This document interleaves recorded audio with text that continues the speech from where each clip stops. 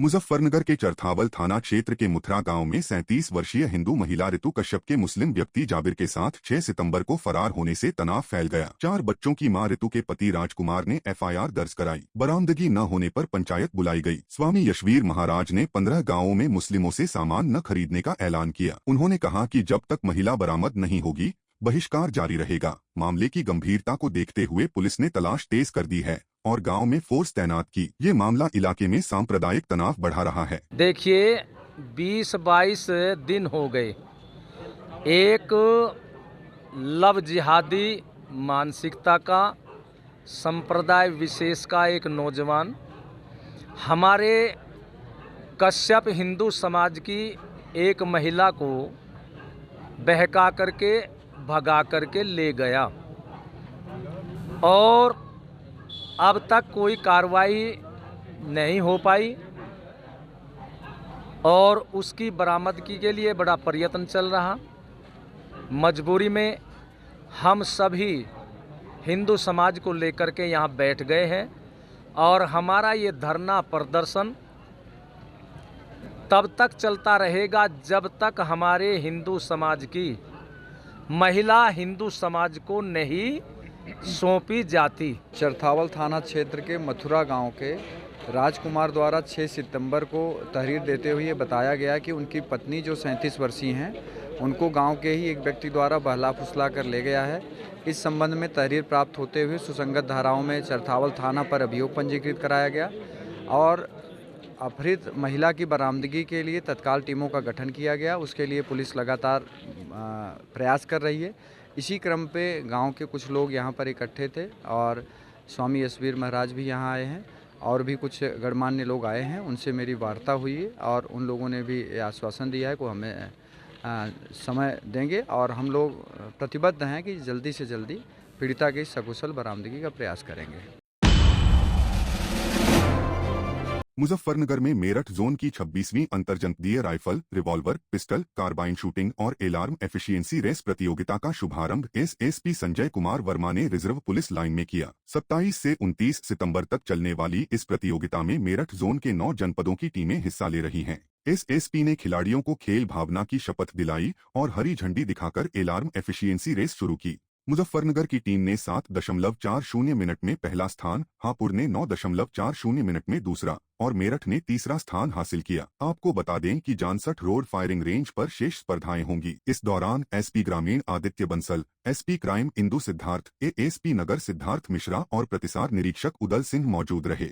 आज देखिए police line Muzaffarnagar में पूरे जोन की, जिसमें हमारे जनपद भाग ले रहे हैं, इसमें मेरठ जोन के सारे जनपद हैं, गाजियाबाद, नोएडा, मेरठ, मुजफ्फरनगर, हापुड़, शामली, सहारनपुर, सभी हमारे जो ज़िले हैं इसमें भाग ले रहे हैं और इसमें 26वीं अंतर जनपदीय ये मेरठ जोन की जो शूटिंग स्पोर्ट्स महिला पुरुष राइफल, रिवॉल्वर, पिस्टल शूटिंग एवं अलार्म एफिशिएंसी रेस प्रतियोगिता का आरंभ आज हो रहा है यहाँ पर और ये आज से लेकर के मतलब 27 से लेकर 29 तक चलेगा। 29 को इसका समापन समारोह है।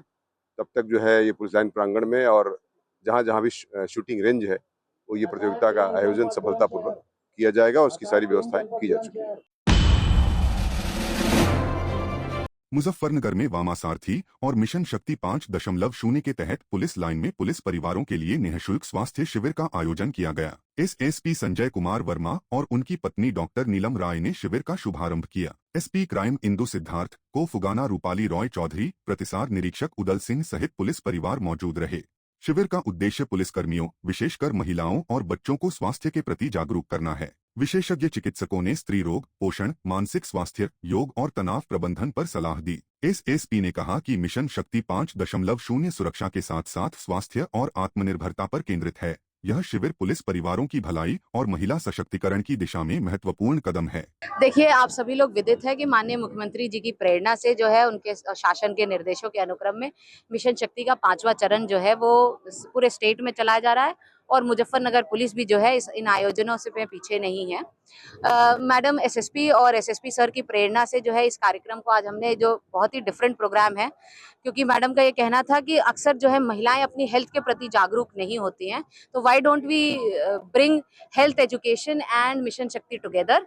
तो हमने जो है वामा सारथी के अंतर्गत ये मेडिकल चेकअप कैंप को मैडम की प्रेरणा से मिशन शक्ति के साथ करा के यहाँ पर एक आयोजन किया गया, जहाँ पर महिलाओं को, हमारी पुलिस लाइन की महिलाओं को यह जागरूक किया जा रहा है, जागरूक किया गया है कि किस तरह अपनी लाइफस्टाइल को चेंज के, अपने रूटीन को चेंज करके और अपने खाने पीने को चेंज करके हेल्दी रहा जा सकता है, और क्या चीजें विशेष ध्यान देने योग्य हैं, इस पर विशेष बात हुई है। जो विभिन्न बीमारियां जो इस समय महिलाओं में बढ़ी हैं, उनके कारण क्या हैं और उनसे कैसे निवारण किया जा सकता है, इस पर चर्चा हुई है। तो हम we are thankful to SSP sir, SSP madam, कि उन्होंने इस तरह के प्रोग्राम की जो है नींव रखी, और मुझे लगता है कि स्टेट में ये एकमात्र कार्यक्रम ऐसा होगा जहां हेल्थ एजुकेशन पुलिस लाइंस में इस तरह से कराया गया हो और महिलाओं को जो है अपने प्रति जो है स्वस्थ रहने के लिए भी जागरूक किया गया हो मिशन शक्ति के बैनर तले।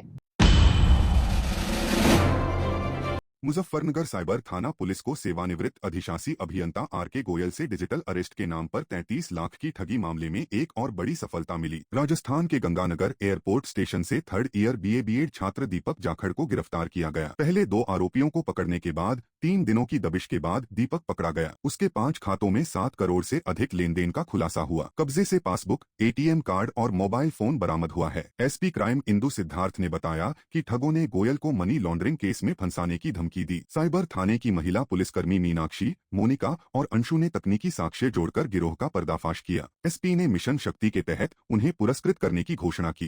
देखिए, ये हमारे साइबर थाने की टीम ने जो है गुड वर्क किया है, और इस गुड वर्क में पहले भी मैं आपको बता चुकी हूँ कि क्राइम नंबर 29/25 एक डिजिटल अरेस्ट से संबंधित मुकदमा हमारे साइबर थाने में पंजीकृत किया गया था। उस मुकदमे में पूर्व में हम 2 अभियुक्तों को जेल भेज चुके हैं, और ये तीसरा अभियुक्त है जो प्रकाश में आया था, जिसकी जानकारी हमें हुई थी। इसकी जानकारी हमको जो विभिन्न 72 खातों में पैसा गया है, उन 72 खातों का एनालिसिस लगातार हमारी साइबर थाने की टीम कर रही है। साइबर थाने की टीम के एनालिसिस के उपरांत हमने वो ATM IDs निकलवाए जहां से ये पैसा विड्रॉल हुआ है। उसमें से एक ATM ID हमारी राजस्थान स्टेट की निकली। फिर हमने उसे फॉलो अप किया। फॉलो अप करने के बाद उसका फुटेज निकलवाया।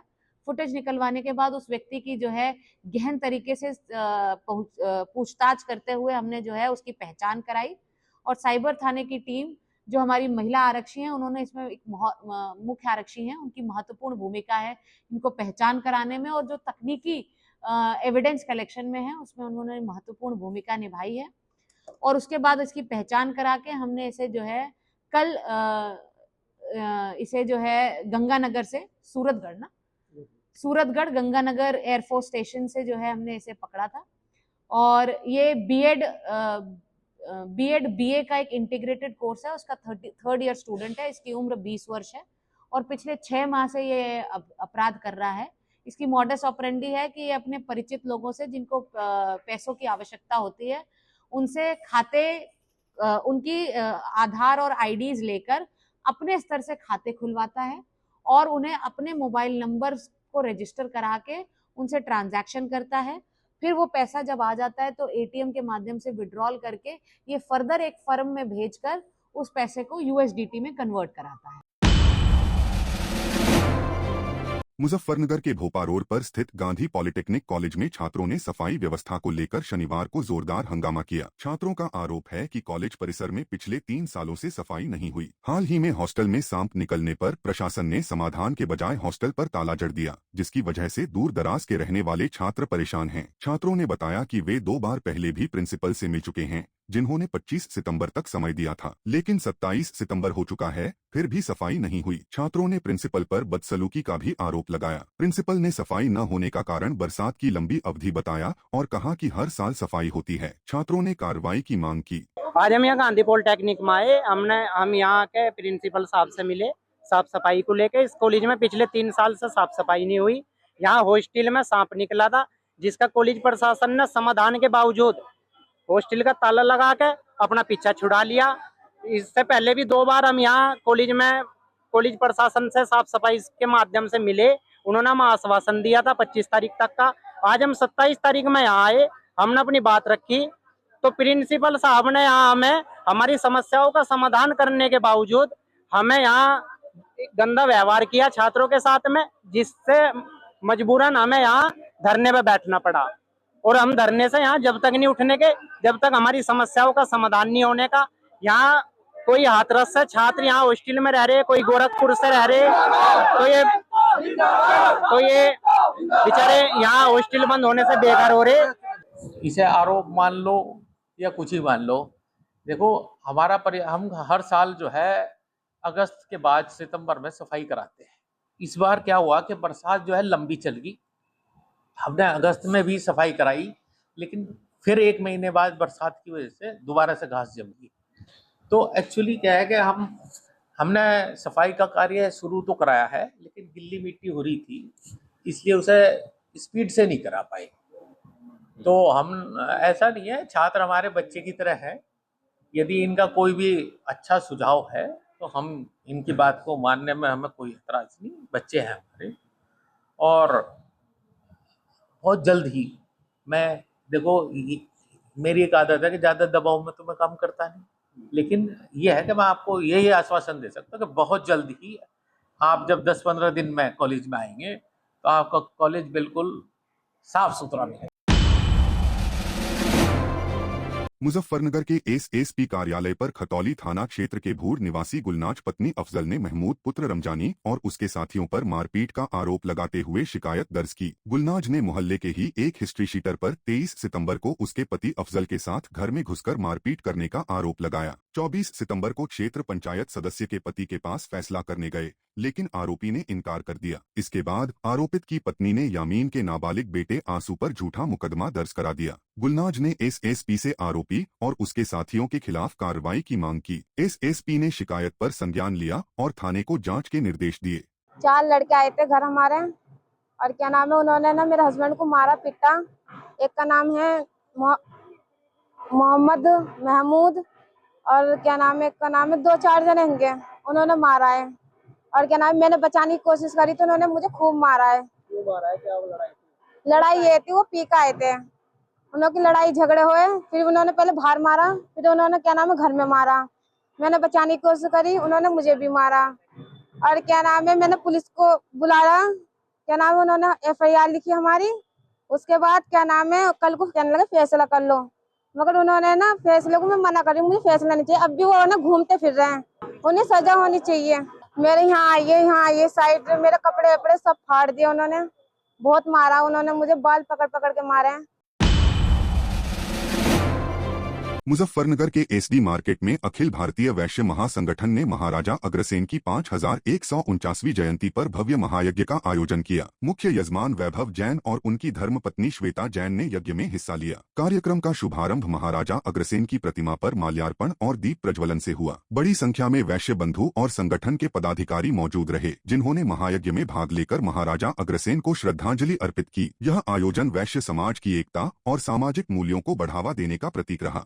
हमारे महाराजा अग्रसेन जी जो अग्र वंश है उसके शिरोमणि है, उनसे हमारा वंश चला हुआ है। उनके जन्मोत्सव के संबंध में आज हमने यहाँ एक महायज्ञ का आयोजन किया था। महाराजा अग्रसेन जी के सम्मान हमने पहले पूजन किया, अपनी पुष्पांजलि ली, अपने महाराजा जी को समर्पित की, उनका माल्यार्पण किया। उसके पश्चात हमने यहाँ यज्ञ का आयोजन किया, जिसमें शहर के सभी सम्मानित लोग और अन्य वैश्य बंधु बहुत अधिक उसमें उपस्थित थे। मुजफ्फरनगर पुलिस लाइन में ट्रैफिक पुलिस ने ई रिक्शा चालकों के रूट निर्धारण के लिए विशेष अभियान चलाया। पर्ची से रूट तय करने पर सैकड़ों चालक नाराज हो गए। चालकों ने कहा कि घर से कई किलोमीटर दूर रूट मिला, जहां 10 रुपए में जाने वाले रास्ते पर अब 20 से 30 रुपए लगेंगे। चालक बोले, यह फांसी का फंदा है। एसपी ट्रैफिक अतुल कुमार चौबे ने कहा कि यह यातायात सुधार के लिए है। चालक बोले, अधिकांश रूट दूर हैं, जनता पर असर पड़ेगा। ये रूट दिए जा रहे थे, यहाँ पे बुलाए थे इन्होंने। ये रूट तो अलग अलग जगह के दे रहे हैं, मगर ऐसी जगह भी है जहाँ सवारी नहीं है, तो वहाँ जाकर हम क्या करेंगे बताओ। ये पूरे शहर में घूम फिर के भी 500 रुपए नहीं होते, और वहाँ पे तो हमारे 100 रुपए भी मुश्किल हो रहा है। कितने किलोमीटर का रूट होगा?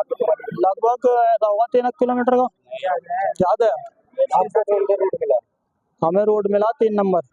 तीन नहीं हो, 2 नंबर है ना। तो अब सुनने में आ रहा है कि रेट भी बढ़ जाएंगे इस तरीके से। अभी रेट सवारी कहाँ दे रही है? सवारी तो ये चाहेगा हम 10 रुपए में पूरे शहर में घूमना। अब अगर हम उनको बोलेंगे कि भाई वहाँ तक हमारी रिक्शा जाएगी, सवारी बैठेगी नहीं उनको, तो हम तो भाई दूसरी में चले जाएंगे। तो इससे आपको सुविधा होगी या परेशानी? इससे तो हमें लग रहा परेशानी होगी। पुलिस ने लिख के दिया इसका सत्यापन करा लो, लेकिन सत्यापन कराने के बाद में यहाँ सुबह से आए 1:30 बजे से यहाँ से, लेकिन देख लो टाइम क्या हो गया।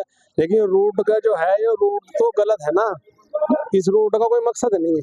अब 2 नंबर रूट दे रखा है, इस रूट पे सवारी नहीं तो रिक्शा वाला कहाँ जाएगा बताओ। अब वहलने पे हाईवे पे कहाँ जाएगी रिक्शा। अब टेम्पू रोड पे मीनाक्षी से वहलने तक के यहाँ टेम्पू है। अब बताओ 350 पे इनकी रिक्शा है, रिक्शा वालों की, और ये कहाँ जाएंगे बताओ। जरा सा रूट है जो शामली अड्डा तो पूछाओ नदी पे, अरे रोडवेज अड्डा पूछाओ ट्रांसपोर्ट नगर में जब है कमाई। ये रूट चलने का नहीं। अरे के दिन तक चलाओगे आप, रिक्शे वालों में और सवारी में आपस में लड़ाई बजेगी। आप देखना चाहो देख सकते हो आप इसका। आपको सुविधा मिलेगी, सुविधा नहीं है तो फंसी का फंदाजी।